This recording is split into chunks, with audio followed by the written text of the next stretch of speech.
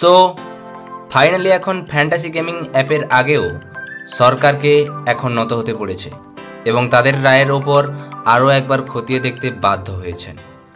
আগেই বলে রাখি, এই গেমিং অ্যাপগুলি ব্যান্ডের দোরগোড়ায়, কারণ ভারত অনলাইন গেমিং বিল 2025 পাস করেছে, যা আসল টাকা দিয়ে তৈরি ফ্যান্টাসি এবং অনলাইন বেটিং গেম নিষিদ্ধ করে। তাহলে শুরু থেকে শুরু করি। Dream11 ভারতে এসেছিল 2008 সালে, যার কো ফাউন্ডার ছিল হার্ষ জেন এবং ভাভিদ সেঠ। প্ল্যাটফর্মটি প্রথমে বিজ্ঞাপন ভিত্তিক মডেলের উপর পরিচালিত হয়েছিল, কিন্তু 2012 সালে একটি ফ্রিমিয়াম রিয়েল মানি ফ্যান্টাসি স্পোর্টস মডেলে রূপান্তরিত হয়, যা এর সাফল্য এবং ব্যবহারকারীদের অংশগ্রহণের ক্ষেত্রে একটি গুরুত্বপূর্ণ মোড় হিসেবে চিহ্নিত হয়। 2014 সালে Dream11 ক্রমবর্ধমান জনপ্রিয়তা প্রকাশ করে, যা 10 লক্ষ নিবন্ধিত ব্যবহারকারীর সংখ্যা ছুঁয়েছিল।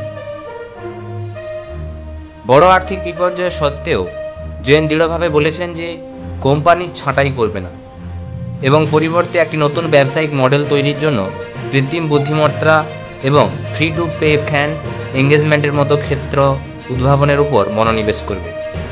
তিনি ব্যবহারকারীদের আচরণ সম্পর্কে অন্তর্দৃষ্টি শেয়ার করেছেন, উল্লেখ করেছেন যে Dream11-এর 260 মিলিয়ন ব্যবহারকারীদের মধ্যে 99% তাদের জীবদ্দশায় 10,000-এর কম জিতেছেন বা হেরেছেন। তিনি আরও জোর দিয়ে বলেছেন যে প্ল্যাটফর্মটি গুরুতর বাজির পরিবর্তে নৈমিত্তিক ভক্তদের সাথে জড়িত থাকার জন্য ডিজাইন করা হয়েছে। এখন আসি রিসেন্টলি আপডেটগুলিতে। যেদিন থেকে ফ্যান্টাসি অ্যাপের ব্যান্ডের ঘোষণা এসেছে, বেশিরভাগ মানুষেরই রায় ছিল এর কিছু সংশোধন দরকার। এরকম হঠাৎ করে বন্ধ করে দেওয়ার ব্যবস্থা সঠিক নয়। এমত অবস্থায় সরকার এবং কোম্পানিগুলির মধ্যে একটি মিটিং হয় এবং তারপর বলা হয় পরবর্তীকালে এই অ্যাপগুলির মধ্যে সংশোধন করা যেতে পারে। সর্বপ্রথমে বলি, গেমিং সেক্টরের প্রতিনিধির সঙ্গে আইটি মন্ত্রী অশ্বিনী বৈষ্ণবীর সাক্ষাৎ হয় এবং অশ্বিনী বৈষ্ণবী যখন প্রথমে এই বিলটি নিয়ে আসেন, তিনি বলেন এর কতটা ক্ষতি। তিনি এই গেমের সঙ্গে জড়িত যতগুলি সুসাইড হয় তারও এক্সাম্পল দেন। ফ্যান্টাসি অ্যাপগুলি ব্যান্ডের পর এটা প্রথম সাক্ষাৎ ছিল। এখানে কয়েকটি বিষয় নিয়ে আলোচনা করা হয়েছিল। 1, টাকার নিরাপত্তার ওপর আলোচনা করা হয়। অনেক মানুষের সমস্যা ছিল এই অ্যাপের ওয়ালেটগুলিতে তাদের যে টাকা ছিল সেগুলি বের করবে কিভাবে। 2, ই স্পোর্টস এবং সোশ্যাল গেমের মতো প্রচার বাড়ালে কিভাবে তা মানুষের কাছে পৌঁছানো সম্ভব হবে। 3, বিচার ব্যবস্থায় সংশোধনের ওপর আলোচনা করা হয়। সরকার এটাতে প্রস্তুত যে গেমে যে কোনো ভুল থাকলে তবে তা সংশোধন করা যাবে।